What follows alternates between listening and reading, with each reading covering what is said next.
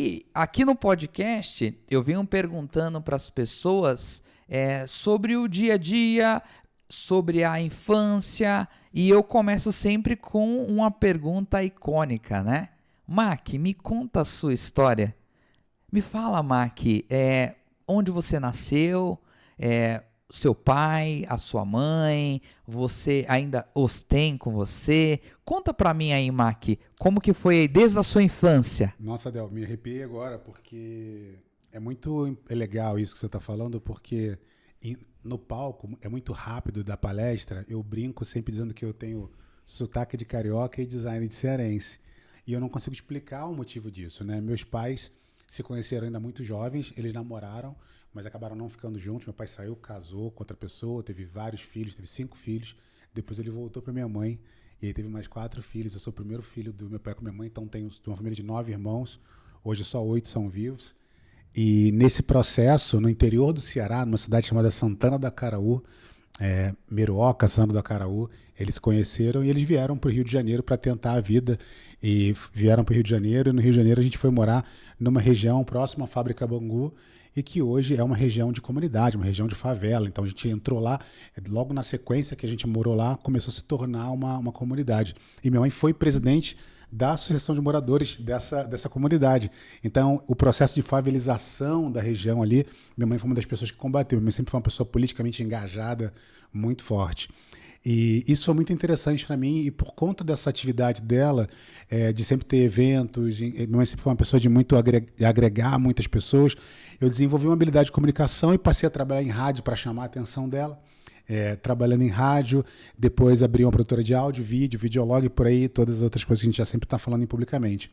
Minha mãe virou poesia tem 4 anos, até na entrada do livro eu comento essa passagem, ficou pronta ali na sequência da passagem da minha mãe.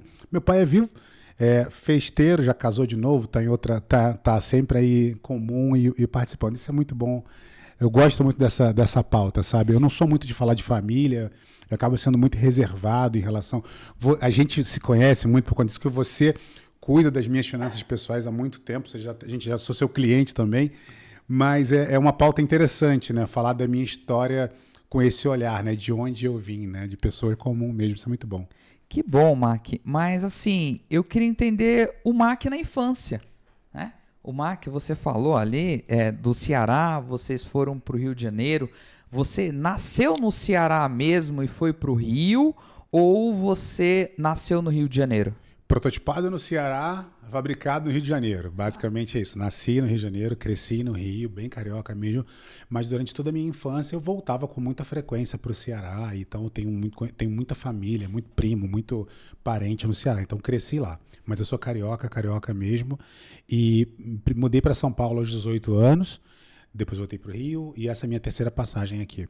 E, Mac, e a sua infância? Eu tenho curiosidade. Claro. Como que foi essa infância ali para chegar no empreendedorismo? Porque eu venho conversando com vários empreendedores aqui, eu vejo que começa desde cedo, né?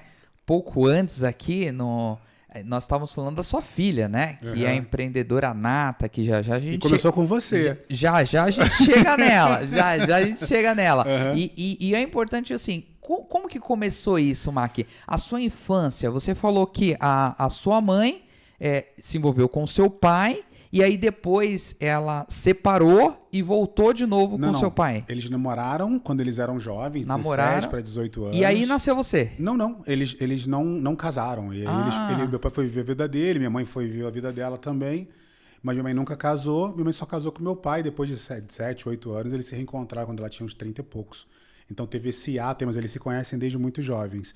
E a minha vida no empreendedorismo começou porque quando eles vieram para o Rio de Janeiro, e eles foram morar nessa região que estava se formando, era um assentamento, meu pai abriu um bar, né, um botequim. E a gente sabe que, tá no meu primeiro TED, eu falo muito sobre isso, né, que o bar, o botequim, ele é como se fosse a blockchain de uma comunidade, é o eixo da comunidade. Então, meu pai tinha um bar e eu cresci nesse bar, né? Então eu cresci como um comerciante, trabalhando dentro do comércio. Então, por lidar com o cliente, por lidar com dentro de um bar, eu desenvolvi essa minha veia de empreendedorismo para entender como que eu poderia criar novos canais de receita, além da venda da bebida no varejo ali, né? Como que eu poderia criar novas fontes de receita. Isso com quantos anos? com 13 para 14 anos, né? 12, 13, 14. Não, assim, na verdade é o que eu tenho consciência. Mas eu tenho lembranças, minha mãe me lembrava muito isso também. Minha mãe, ela é costureira. E teve até uma vez porque eu caí, ela me deixou em cima da máquina de costura e eu caí de cabeça no chão com uns 3, 4 anos de idade. Então, e isso já estava dentro do bar, né? Então, eu cresci a vida inteira dentro do comércio. Então, tudo que eu sei hoje é dentro do comércio. Meu, que legal. Então, ali... Nunca contei isso publicamente. E ali, com 13 anos, você já buscava ali alternativas, né?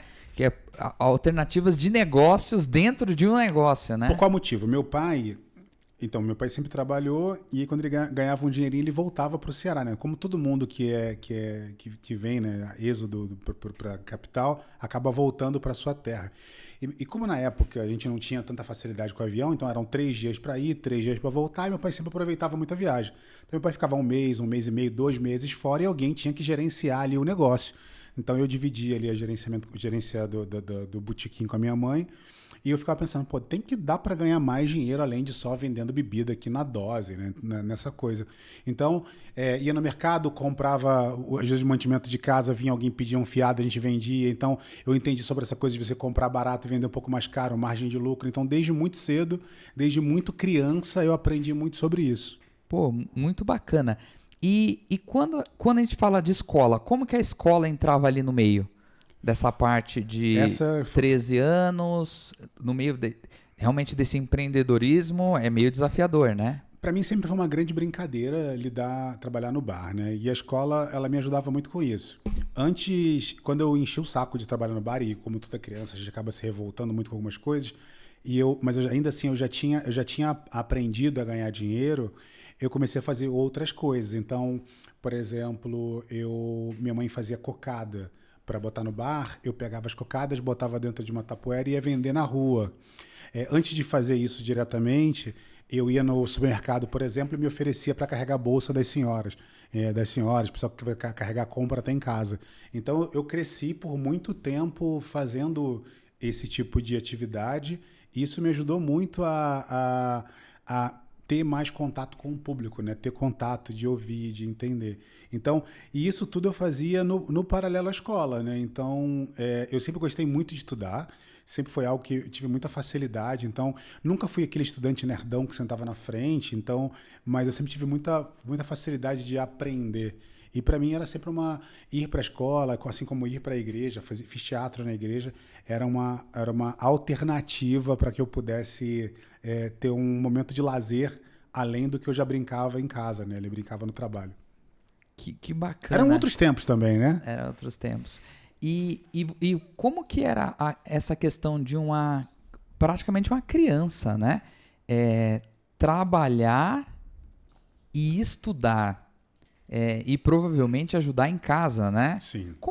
Como que é? Você consegue buscar lá no tempo o sentimento disso? Como que era essa energia de você, pô, hoje 13 anos as pessoas falam que é proibido, né? Uma criança trabalhar. Como que foi isso para você? Você consegue resgatar esse sentimento ali? Eu consigo porque eu tinha uma sensação de responsabilidade muito grande, né? Porque eu tinha 3 irmãos menores, minha mãe já criou ainda 2 irmãs minhas mais velhas, né? Que eram de um outro relacionamento do meu pai. Então, éramos ali 7 pessoas numa casa pequena, numa comunidade. Então, sempre foi muito difícil. Mas tem um filme interessante chamado A Bela Vida, não sei se é esse o nome especificamente, mas é uma história sobre um pai com um filho, um pai viúvo no meio da guerra e ele precisa... A vida é bela. A vida é bela. Ele precisa transformar aquela realidade como se fosse uma grande brincadeira. Minha mãe fazia muito aquilo comigo. Então, muito para mim, naquela atmosfera que hoje, parando... eu faço essa reflexão no meu TED também.